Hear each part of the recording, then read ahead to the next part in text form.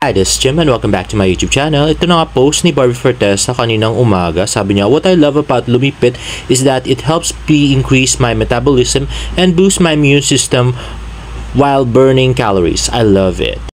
At ito nga yung dalawang picture ni Barbie Fortesa na pinost niya sa kanyang Instagram. At next naman ay post ni Genre. So, nasa Gamma Studio sila at mukhang may pictorial ang Barda at yan na nga kay Genre din, mga OOTD ni Barbie. At ito post ng Sparkle ngayong hapon lang. Barbie Fortesa and David Licauco are deeply honored to receive the Best Love Team Chicago Silver Champion Award from Tag Media Chicago. At ito nga, napakagwapo ni David at bagay na bagay pa rin sila actually. At sabi ni Isabel Bulatao, a heartfelt thank you to Barda's fans for their unwavering belief and support. Barda is immensely grateful to each of you. This award wouldn't have been possible without your dedication.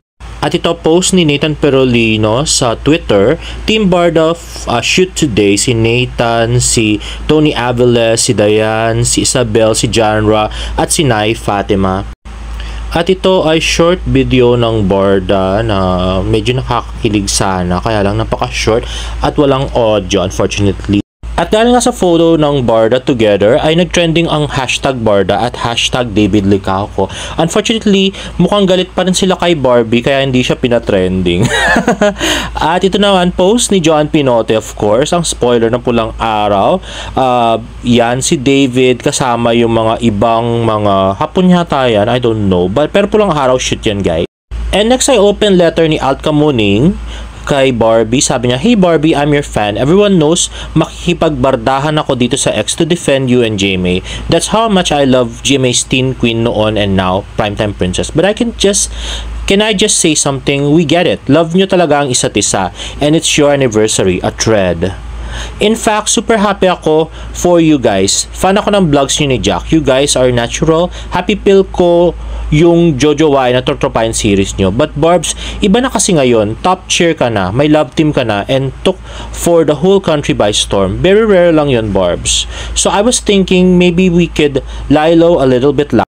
Kahit sa social media lang, you have a movie coming up. You have a huge TV show that will air this year. You have fans rooting for you to succeed. Dun ako nang gagaling. I want you to succeed more because you deserve it. Don't get me wrong, hindi ka naman sumikat dahil sa love team yun ni David. Ikaw na sumusunod kay Marian dati pa.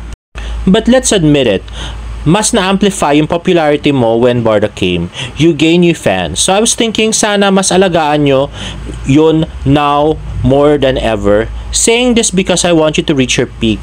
You're a great actress. Most number of actresses, trophies nga, diba? But you can show that whole being at the top of your game. As fans, we want and need to see that para ganahan. Para din sa'yo, Barbs. Nabuhay mga fans sa ilusyon, kaya nga nag-fan service kayo eh. Tanggap nila na may BF ka. They just want na if okay lang, stay low-key. You have fans willing to pay to spend for you, to buy the products you endorse, to watch you on TV, to defend you. Not everyone is given that chance. This is long na. It's up to you what to do, Barbs. As a fan, I get you. It's your personal life and you didn't force people to support Barda naman. Talaga, kasi nga, you're a great actress naman. But as an alt, I feel you haven't peaked. TKL is coming. Good luck, B. We got your back. At tweet naman to ni Lantis, Barbie Fortesa, this is for you, attention. At after nga nung tweet na yun ni Alt Kamuning, ay nag-tweet yung ate ni Barbie, ayaw niya daw eh. Diba? Napaka-sensitive. Kaya naman rumispa ng ilang Barda fans, sabi ni Blue Blooded, matanda ka na te, huwag ka nang gumatong, kung palalalain mo lang yung sunog. Aware ka naman siguro na maraming nakafollow sa'yo. Stop dropping cryptic posts na pwedeng ma-misinterpret. If sa Barda naman to, grabe, as a masakit pala yung tipong nakapit tayo kasi may upcoming project pa sila. Kahit pa daming beses na nabasag, andito pa rin tayo. Pero if ayaw naman pala ni Miss Barbs ang Barda, be professional na lang sana. Sabi ni Hiromi, naalala ko tuloy yung concerns dati na sa real couple na yan. Kapag malapit na yung movie nung girl with other actor, naglalabas sila ng something about them, real. Hahaha, di na nga nagkamali yung fans noon. Actually, true yan. Nung papalabas yung pelikula ni Ken at saka ni Barbie noon, biglang, may nilabas na, yung nag-reveal ng boyfriend reveal si Barbie Fortesa noon. Tapos nung namang palalabas naman yung pelikula ni Barbie at saka ni Derek, bigla-bigla merong out of town yung couple, tapos pinos. O di ba? Wala si Barbie dun sa dun sa isang event. Ewan ko kung premiere night yun or something, no? Di ko na baka-insensitive. Grabe. Matagal na nilang ginagawa talaga yan, guys. So, parang gusto yata ni Jack, siya yata yung dapat leading man. Wala naman siyang K. At saka wala naman manunod sa kanya, no? Duh. So sabi nga ni Kyra Gale, I'm sorry, di sana ako magpo-post, pero kung mahal mo yung kapatid mo, bakit ka magpo-post nang alam mo makaka-create ng hate towards her? Alam mo pagpipiesta ng post mo, lalo't galit sa kanya. As an ate myself, I will never do this to my younger sister. Think before you click. Totally agree with you, sabi ni Cordelia. At sabi naman ni Gold Digger 2015, hahaha, tawang-tawa ako ate, pero ugaling bunso. Sanay kayong magparinig ng kapatid mo, di kasi kayo lumaking elite. Sa bagay, ugali ng mga squammy ang ganyan. Tawa kami ng malakas pag humina na si Barbie kasi di pinahalagahan ng love team na nagpasikat sa kanya ang todo. Ew. Sabi naman ni Roha Aurora, kahit naman minsan yung mother nila mahilig ding magparinig sa IG, ugali talaga nila yan. Ang hindi weird sa kanila yan. Diba nga yung I don't give a fuck na TikTok ni Barbie para sa Barda fans yun? Matagal na silang shady sa Barda fans. Di lang nila mahindian kasi pera din. Mouthpiece kasi siya ni Barbie, diba? Tsaka mukhang kayang-kaya naman kasi nila ang management, kaya malakas ang loob. Ay may paganon, diba? BIP lang kasi si ating very immature person. At syempre nag-post naman yung nanay ni Barbie na just because I post something doesn't mean I'm going through it. I might just like the quotes. O diba? Grabe makapaparinig. At ito naman post ni Jean Licauco sa kanyang Instagram. Ayan, nagburakay siya with her team. At next naman ay post ng GMA Network.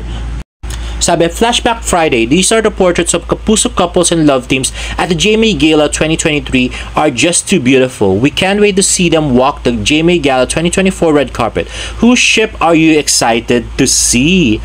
At yun na nga, nandyan ang Dongyan, Denjen, Juliver, Ruka, at gusto ko lang pakita dito guys na hindi nila talaga sinama ang Barda at maging ang Jackby.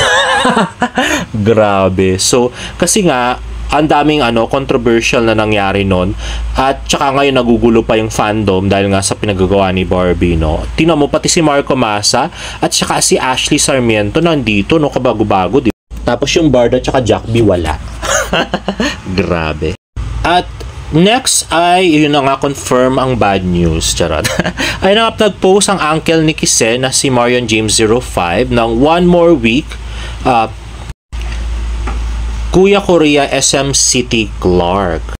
At yun na nga, pinost to ni Joanne Pinote kaya nakita ko. At yun, zoom mo nga, nandun nga si Kise.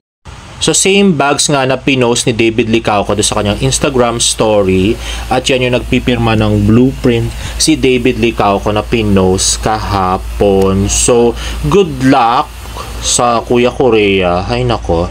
At next naman ay yan, nakita ko sa FB to. Pogi mo talaga, Boss David, na nasa Kuya Korea siya. At yan, pa-smile-smile. Next naman, and lastly nga, ito yung pinost ni David exactly 1 year ago, February 24, 2023. Nag-TikTok live si David na kumakain. Pero napaka-short lang nung video. At yun na nga. So, yung in fairness ha, nagtitrending pa rin yung Barda kahit na puro bashing yung nangyari kay Barbie ngayon. Grabe. At si David ngayon nagtitrending din, no? So pag para mo yatang pag merong kasalanan yung isa sa love team ang magtitrending, tapos hindi magtitrending yung isa, gano'n, no? Grabe. Ay nako.